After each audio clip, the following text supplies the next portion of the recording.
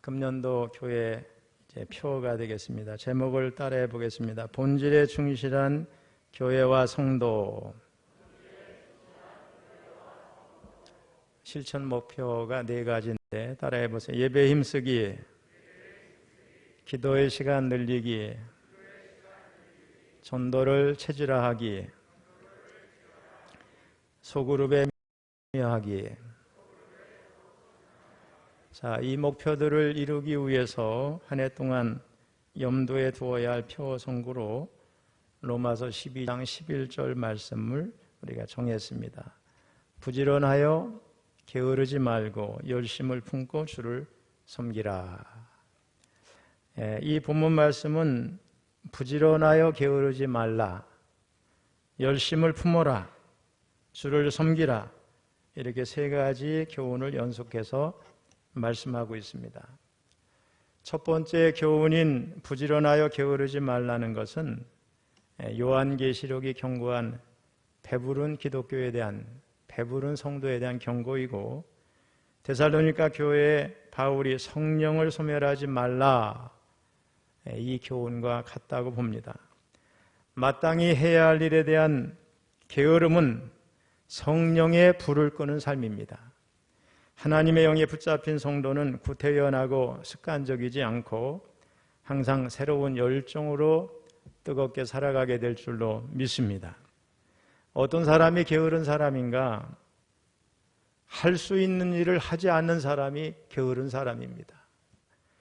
알 수 있는 일을 모르는 사람도 게으른 사람입니다. 오늘 할 일을 내일로 미루는 사람도 게으른 사람입니다.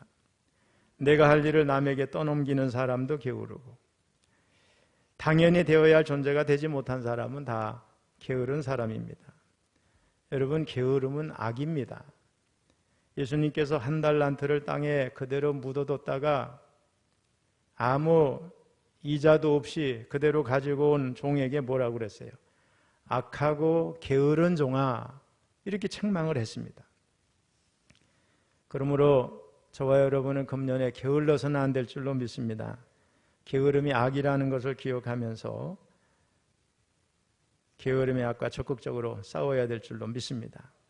두 번째 교훈은 열심을 품어라인데, 이게 헬라어 문장은 영 안에서 뜨거워지라, 타올라라, 이런 뜻입니다. 이때 영은 하나님의 영이겠지요. 성령의 뜨거운 불을 가슴에 품고 성령의 뜨거운 열정을 가지고 살라, 이런 말씀입니다. 그리스도인은 성령의 능력 안에서 항상 뜨겁게 타올라야 될 줄로 믿습니다. 꺼져가는 작은 불빛이 아니라 활활 타오르는 불처럼 살아야 될 줄로 믿습니다. 근데 이게 우리 자신의 이성이나 또 결심과 노력만으로 되는 게 아니에요. 성령 충만해야 될 줄로 믿습니다. 성령이 충만해지면 우리 마음이 뜨거워지고 신앙이 뜨거워지고 주님을 섬기는 일이 막 즐겁고 행복하게 됩니다. 특별히 성령 충만하면 말씀을 사모하게 되고 주님의 한건적인 사랑을 비로소 깨닫게 되고, 주님을 위해서 내가 뭘 해야 되나, 이런 거룩한 고민과 열정이 생기게 됩니다. 또 악한 영들에 대한 거룩한 질투심도 생기고, 잃어버린 영혼을 향한 간절한 열정도 생기고, 주님의 몸된 교회를 사랑하고 헌신하는 마음이 막 불타오르게 될 줄로 믿습니다. 그러면 우리가 하나님의 자녀인 우리가 왜 열심으로 살아야 될까? 그 이유가 뭘까? 그것은 열심과 열정이 우리 하나님의 속성과 성품이기 때문에 그렇고, 또 우리가 하나님을 모시고 사는 하나님의 자녀이기 때문에 그런 줄로 믿습니다. 그러기에 열심히 사는 사람은 하나님을 닮은 사람입니다. 하나님의 자녀인 우리들은 마땅히 가슴에 불을 품은 열심을 가지고 부지런히 신앙생활하고 부지런히 봉사하며 살아야 될 줄로 믿습니다. 이것의 반대 모습은 요한계시록에 나오는 라우디게아 교회에서 볼 수가 있습니다. 우리 요한계시록 3장 15절을 읽어보겠습니다. 내가 네 행위를 아노니 네가 차지도 아니하고 뜨겁지도 아니하도다. 네가 차든지 뜨겁든지 하기를 원하노라. 또 세 번째 교훈인 주를 섬겨라, 이런 말씀인데, 어떤 사본에 따르면 시간을 섬겨라, 이렇게 또 되어 있습니다. 만일 시간을 섬겨라 이런 본문을 따른다면 우리 성도는 기회주의자가 아니라 올바른 시간에 올바른 결정을 하라. 올바른 시기에 의로운 일을 하라. 혹은 기회를 바로 잘 잡아서 선용하라. 이런 교훈으로 이해할 수 있습니다.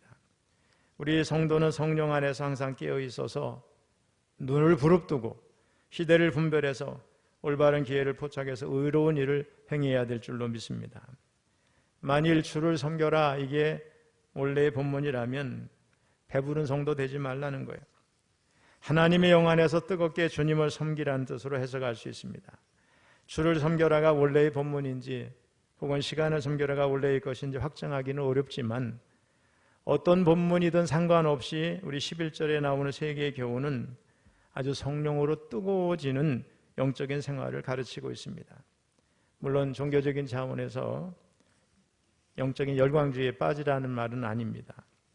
열광적으로 찬양하고 밥 먹듯이 금식하고 교회 와서 날마다 막 살고 그러면 좋을 것 같지만 그런 게 아니죠. 때로는 필요할 수도 있겠지만 여기서 사도는 그러한 종교적인 차원을 넘어서서 성도들의 일상의 삶이 그래야 된다 이런 뜻입니다. 성령으로 뜨거운 삶은 주를 섬기는 열정 혹은 시대를 분별해서 의를 행하는 부지런한 삶을 말씀하고 있습니다.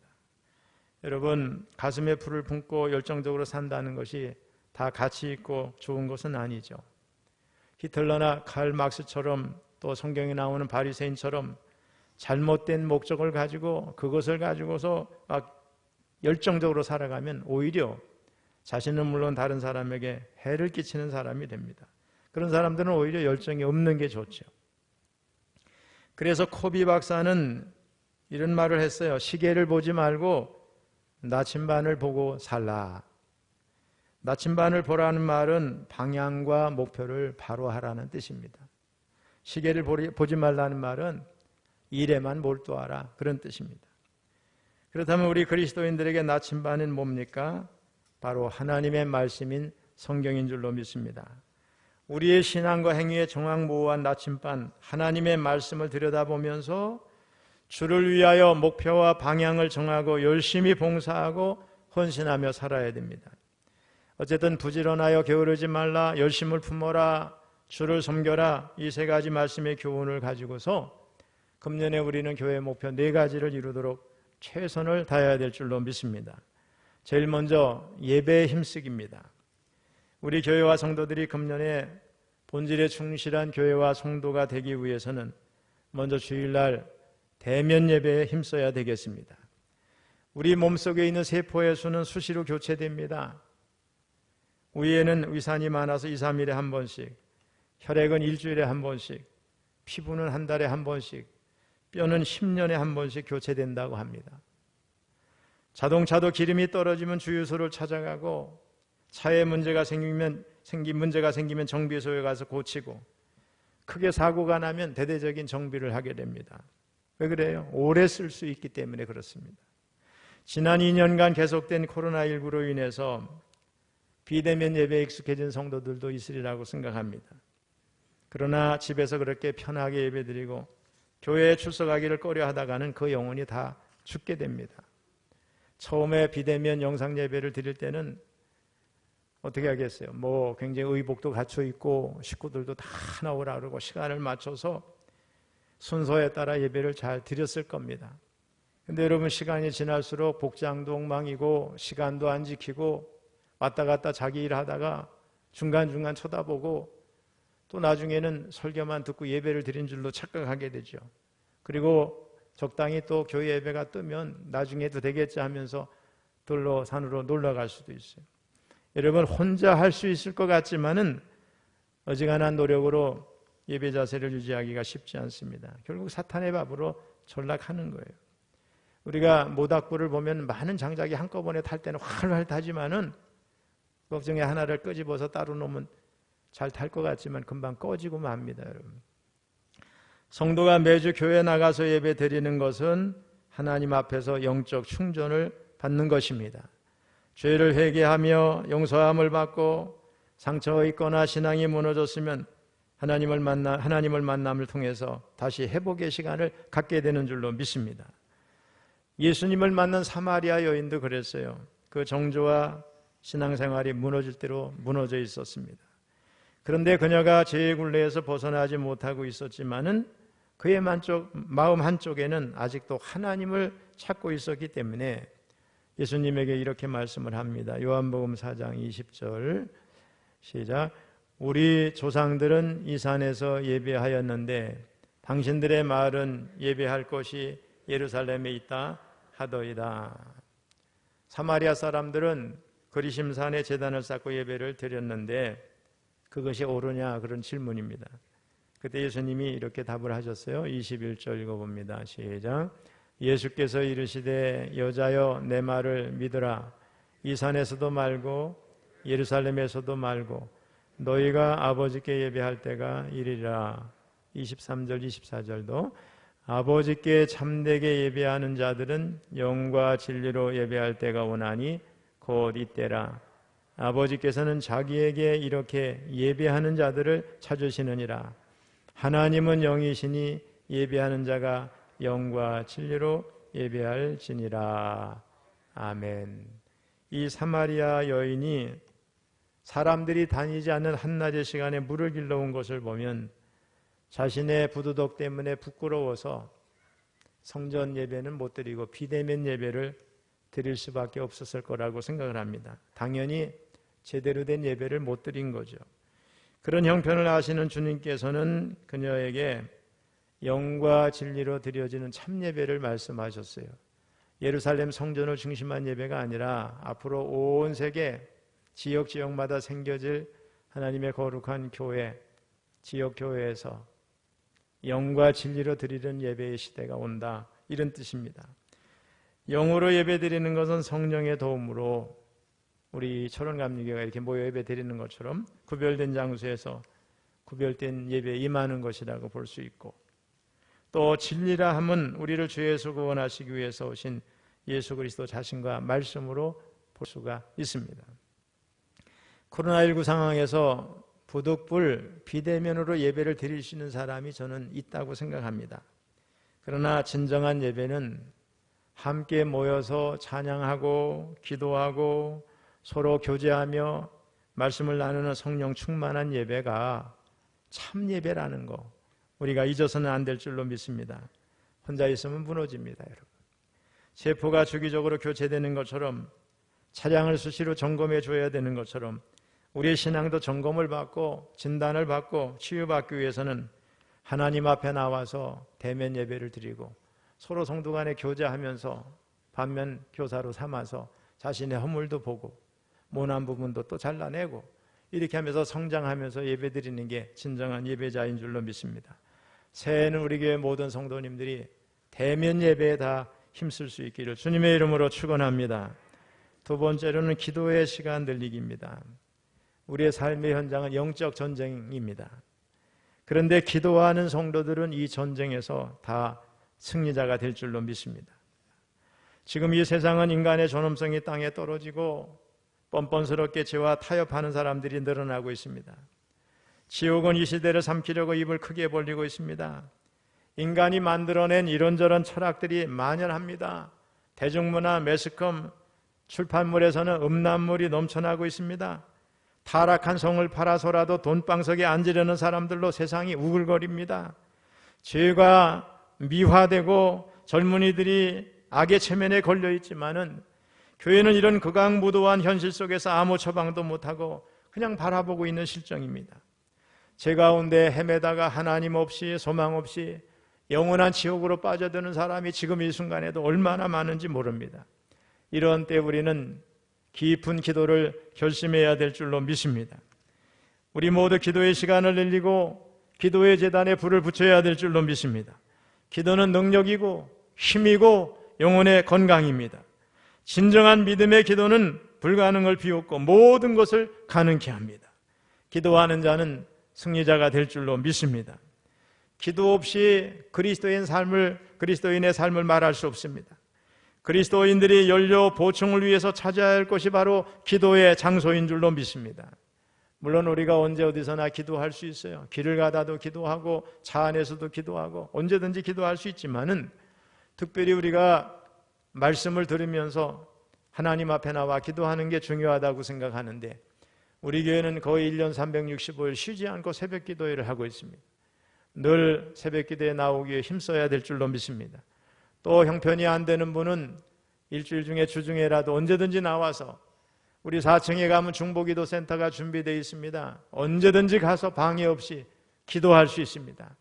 금년에 모두가 기도를 많이 하는 한 해가 될 수 있기를 주님의 이름으로 축원합니다. 기도하는 만큼 능력이 임할 줄로 믿습니다. 우리 감리교회 창시자 존 웨슬리 목사님은 일생 동안 매일 2시간씩 기도하셨다고 합니다.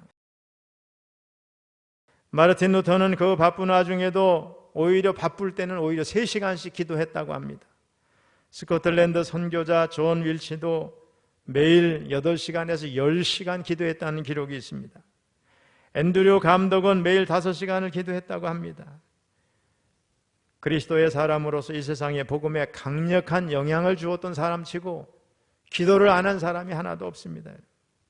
긴 시간 모두가 다 기도했습니다. 인도의 성자 선다싱은 우리들에게 긴 기도의 생활을 요청하면서 이렇게 권면했습니다. 하루 24시간 가운데 1시간도 기도하지 못하는 사람이 어떻게 천국에 가서 하나님과 함께 영원한 삶을 살 수 있겠느냐? 여러분, 왜 그래요? 이 땅에서의 기도가 주님과 함께하는 시간인데 1시간도 못하면서 어떻게 24시간 하나님과 함께 있을 수 있겠느냐, 이런 말입니다. 금년에 여러분 5분 기도하는 사람을 한 30분으로 늘리고 30분 기도했던 사람을 1시간 늘리고, 저도 금년 얼마 전부터 한 달 전부터 기도 시간을 좀 늘렸어요. 이제 금년에는 가능하면 1시간 반을 매일 기도하려고 그렇게 한번 하려고 합니다. 여러분들도 기도의 시간을 늘리시기 바랍니다. 새벽 기도 못하는 사람은 나는 그냥 이렇게 살다 죽을래 그러지 말고 좀 일어나서 새벽 기도에도 나와서 기도에 불을 붙이시기 바랍니다. 여러분. 세 번째는 전도를 체질화하기입니다. 교회의 본질은 구원의 복음을 세상에 전하는 것입니다. 전도는 교회의 이벤트나 행사가 아닙니다. 사명입니다. 주님의 지상 명령이고 피 맺힌 소원입니다. 특별히 교회가 지역사회에서 해야 할 일이 얼마나 사역들이 많이 있지만은 가장 기본적이고 빠질 수 없는 가장 중요한 것은 지역 복음화를 위한 전도인 줄로 믿습니다. 한 영혼을 향한 꿈을 잃어버린 교회는 아무리 발버둥을 쳐도 결코 건강한 교회로 자라날 수가 없습니다. 우리 한국교회 문제 가운데 하나는 한 영혼에 대한 가치인식의 빈약함입니다. 그래서 한 영혼에 대한 집중보다는 성장에만 집중한 나머지 오히려 영적 건강을 잃어버리고 있다고 진단하고 있습니다. 한 영혼을 향한 영적 민감성을 잃어버리면 교회의 건강은 순식간에 연약하게 바뀝니다. 반대로 더디 가더라도 한 영혼을 향한 진정한 사랑과 관심과 집중이 교회를 건강하게 하고 생명력 있는 영적인 성장과 성숙을 가능하게 합니다. 한 영혼을 향한 하나님의 꿈은 잃어버린 영혼에서 출발합니다. 잃어버린 양, 잃어버린 드라크마, 잃어버린 아들을 찾고자 하는 하나님의 열심이 있는 교회는 어느 시대나 문제를 다 뛰어넘어서 복음의 증인이 되어온 줄로 믿습니다. 그러므로 예수님이 이 땅에 머무시는 동안 최우선순위가 잃어버린 영혼을 향한 여정에 두었던 것처럼 우리도 최우선순위를 잃어버린 영혼을 향한 하나님의 열심에 초점을 다시 맞춰야 될 줄로 믿습니다. 구원받은 성도는 누구나 다 심적으로 영혼 구원에 대한 부담이 있죠. 땅끝까지 이르러 내 증인이 되라, 주님이 지상 명령, 이것 때문에 그렇습니다. 그러나 많은 성도들이 예배를 드리는 것에는 익숙하지만 전도에 대해서는 두려워합니다. 왜 그럴까? 전도가 체질화되지가 않아서 그렇습니다. 따라서 우리 금년에 우리 교회 성도들은 누구나 전도본부 전도대에 가입을 해서 현장 전도를 이렇게 반복하다 보면은 자연스럽게 두려움도 사라지고, 그죠? 담대하게 복음을 전하게 될 줄로 믿습니다. 전도 체질화, 금년에 우리 성도들이 다 이런 목표를 가지고 노력을 해야 될 줄로 믿습니다. 다만 우리가 전도하면서 한 가지 염두에 둬야 할 것은 전도에는 실패가 없다는 거예요. 그러나 여러분, 화살을 맞은 짐승은 언젠가 쓰러지지요. 사도행전 13장 48절에 보면 영생을 주시기로 작정된 자는 다 믿더라 그랬어요. 이 말씀에 의지해서 씨를 뿌리고 물을 주면 하나님은 자라게 하시고 열매를 맺게 하실 줄로 믿습니다. 특별히 전도자의 자세는 구원의 확신을 갖고 영혼을 사랑하는 마음으로 인내하면서 온유하고 겸손한 모습으로 또 담대하게 잘 전도해야 될 줄로 믿습니다. 아직 우리 전도본부 전도대에 가입하지 못하신 분은 올해 다 가입하세요. 하나님 앞에 가면은 전도 못한 사람만큼 부끄러운 사람이 없으리라고 생각합니다. 또 많은 영혼을 구한 사람만큼 또 그렇게 주위 사람들이 칭찬을 하고 그 영광이 얼마나 대단하겠어요. 전도자가 최고입니다. 마지막 네 번째는 소그룹에 적극 참여하기입니다. 미래 교회를 연구하는 학자들과 미래를 준비하는 목회자들은 하나같이 소그룹의 중요성을 강조하고 또 동시에 건강한 교회에는 건강한 소그룹이 있다고 말합니다. 이는 건강한 소그룹이 있는 교회라야 비로소 건강한 교회를 지향할 수 있다, 이런 말입니다. 어쨌든 분명한 것은 교회가 점점 더 다양해지는 성도들의 영적 사회적 욕구를 채워줄 수 있는 방법은 소그룹밖에 없습니다. 교회 소그룹과 소그룹 참여가 왜 중요한지 몇 가지 좀 간단히 말씀을 드리겠습니다. 첫째로 소그룹은 성경에 나타난 하나님의 뜻입니다. 예수님도 12제자를 키우셨잖아요. 예수님이 100명은 못 키우겠어요? 1000명은 못 키우겠어요? 근데 12제자만 택해서 그들에게 3년 동안 하나님 나라를 가르치셨어요. 그리고 나중에 그 제자들은 다 목숨을 버리면서 다 각처로 흩어져서 복음을 전했고 그 결과 온 세상에 오늘날 복음이 편만하게 된 줄로 믿습니다. 두 번째로 소그룹이 교회 성장의 원동력이 될 수 있기 때문에 그렇습니다. 지금은 고인이 되셨지만 조용기 목사님은 여의도 순복음교회 구역 소그룹은 교회 성장에 결정적인 역할을 했다, 이렇게 말씀하고, 근데 소그룹에 대한 학위 논문을 쓰는 사람들이 연구를 하면 소그룹의 시작이 어디서 됐냐, 성경은 예수님께서 하신 거지만 일단은 교회로 볼 때는 감리교회가 제일 먼저 시작했어요. 웨슬리 목사님이 속회를 시작했어요. 감리교회가 소그룹의 출발점이에요. 이거를 따라서 다른 교회가 구역 예배도 드리고 이렇게 하는 거예요. 다양한 이름을 붙이지만은 그 소그룹의 시작은 대표적인 속회 감리교회에서 시작이 됐습니다. 세 번째로는 소그룹이 교회 리더십을 극대화시킬 수 있는 겁니다. 여러분, 목회자가 혼자 일을 다 하려고 동분서주하고 막 이렇게 노동자형의 목회를 해서는 안 된다고 생각합니다. 지도력도 나누어져야 되고 또 각 소그룹에서 리더들이 많이 세워져야 될 줄로 믿습니다. 교회가 선택된 소수만 일하는 게 아니라 모든 평신도들이 각 이렇게 소그룹에서 지도자가 생기고 또 스스로 지도자가 또 양성이 되고 또 새로운 리더십이 생기고 이렇게 하면서 교회가 활성화될 때 교회가 역동적인 교회, 성장하는 교회가 될 줄로 믿습니다. 또 네 번째, 교회의 본질이 코이노니아 공동체라는 겁니다, 여러분. 네, 친교, 교제. 교회를 예배 공동체, 선교 공동체 다양하게 정의할 수 있지만 일단 교회는 친교 공동체이기도 한데 이 소그룹 안에서 교제가 이루어지는 거예요. 교회가 수십만 명이 되는 교회가 우리 여의도에 있긴 하지만 그 큰 교회지만은 교회 안에 작은 교회 안에 소그룹에 누구나 속해 있기 때문에 교회가 큰 것 같지만 사실은 작은 교회 안에 누구나 다 소속되어 있기 때문에 교회가 건강한 겁니다. 마지막 다섯 번째는 소그룹이 성도 개개인의 영적 성장을 가능하게 하기 때문에 그렇습니다. 구원의 확신이 부족하거나 영적인 헌신이 없는 기독교인들을 보면은 대개 소그룹 활동에 참여함이 없이 그냥 교회 주일날 어쩌다 한 번씩만 오는 겁니다. 반면에 소그룹 활동에 적극적인 사람들을 보면은 영적으로 성장하게 됩니다.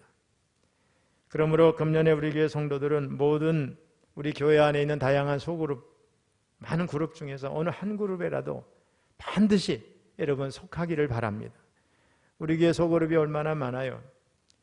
속회는 대표적이고 찬양대, 또 찬양단, 또 오케스트라 팀도 있고 민족기도회, 목동회, 전도본부, 전도대, 자원봉사단, 또 차량 운전하시는 분들, 안내팀들, 또 꽃꽂이 팀도 있고 새가족위원회, 파구수위원회, 또 교사 찾으면은 수십 가지가 되겠죠. 어느 한 소그룹에는 여러분 반드시 속하시기 바랍니다. 교회가 여러분 친교 공동체이고 또 주일날 우리가 예배를 드리고 나서 지금은 코로나 때문에 못하지만 식사도 하죠. 식사도 하면서 교제도 하고 어느 그룹에 속해서 소그룹에 속해서 같이 활동하면서 소속감도 갖고 이런 사람들이 건강하게 신앙생활을 하는 것이고 그렇게 하는 사람이 믿음이 잘하는 거예요. 오랫동안 신앙생활 했는데 주일날 와서 예배 드리고 얼른 가고 그러면 사람들과 교제가 없으니까 신앙도 성장하지 못할 뿐만 아니라 누가 누군지도 몰라요. 그런 사람은 맨날 10년 지나도 20년 지나도 그 신앙이 성장하지 못하는 거예요. 금년에 여러분 다 어느 그룹이든지 소그룹에 한 그룹에는 꼭 이상 속하시기를 바랍니다. 성도 여러분, 지금까지 부지런하여 게으르지 말라, 열심을 품어라, 주를 섬겨라, 이 세 가지 말씀의 교훈을 통해서 실천해야 될 것 네 가지 말씀을 드렸습니다. 한번 따라해 보시죠. 예배에 힘쓰기, 기도의 시간 늘리기, 전도를 체질화하기, 소그룹에 적극 참여하기. 자, 그런데 여기서 염두에 둬야 될 게 있습니다. 네 가지를 실천할 때 우리의 마음이 오로지 하나님을 향해 있어야 됩니다. 목표는 하나님의 영광이 되어야 될 줄로 믿습니다. 그렇지 않으면 오히려 열심을 내는 것이 자기를 드러내고 자기 자랑으로 나타날 수가 있습니다. 그래서 하나님을 향한 순수한 열정을 우리 모든 일의 동기로 삼아야 될 줄로 믿습니다. 오래전에 보너 박사가 복음전도자 무디를 모시고 영국에서 집회를 주도한 적이 있습니다. 에딘버러에서만 무려 3개월 동안 집회를 했는데 대성공을 거뒀습니다. 은혜가 넘치고 많은 사람들이 변화됐습니다. 사람들은 무디와 더불어서 이 집회의 총책임자였던 보너 박사에게 찬사를 보냈습니다. 그런데 집회가 끝나고 며칠 뒤에 보너 박사가 꿈을 꾸는데 천사가 꿈에 나타났어요. 그리고 그의 마음속에서 하나님을 향한 열심을 꺼내더니 저울에 재면서 이렇게 말을 했습니다. 당신의 마음에 하나님을 향한 열정은 100kg쯤 되네요. 그런데 자세히 살펴보니 다른 사람보다 잘하고 싶은 마음으로 한 것이 15kg, 명예를 위해서 한 것이 20kg, 자기 지역에 세를 얻으려는 마음이 15kg, 사람에게 믿음을 과시하기 위한 것이 30kg입니다. 그리고 하나님을 향한 순수한 열정은 20kg밖에 안 되네요. 비록 꿈이지만은 이 말을 들은 보너 박사는 단 한마디도 변명을 할 수가 없었습니다. 꿈에서 깬 뒤 깊은 회개의 기도를 드린 박사는 이후로는 무슨 일을 하든지 교만하지 않고 오로지 하나님의 영광을 위한 사역을 계속했다고 합니다. 그러므로 성도 여러분 모두 오늘 본문 로마서 12장 11절 말씀에 근거해서 하나님을 향한 순수한 마음으로만 한 해 동안 최선을 다하시기 바랍니다. 상급은 하나님이 주실 줄로 믿습니다. 사람에게 잘 보이려고 할 것도 없고 사람의 칭찬을 받으려고 할 것도 없습니다. 동기가 순수하기를 바랍니다. 하나님의 영광을 위해서, 몸된 교회를 위해서 순수하게 열정을 다하는 금년 한 해가 될 수 있기를 주님의 이름으로 축원합니다.